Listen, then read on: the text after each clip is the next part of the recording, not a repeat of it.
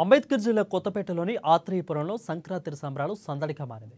గోదావరి తీరాన ప్రకృతి రమణీయతతో అలంకరించే కోనసీమ ప్రాంతాలలో కేరళ సాంప్రదాయ పండుగను తలపించింది.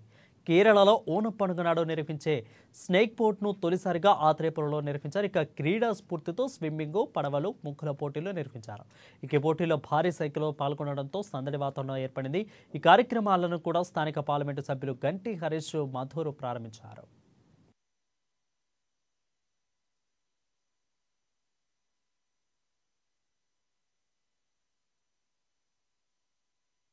The coming 3 days slow, it will be very colorful.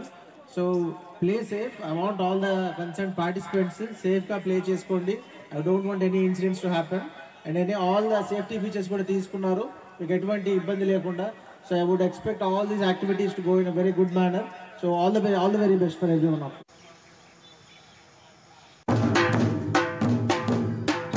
Bandaru Satyanandaravu garu ade vidhanga Cotton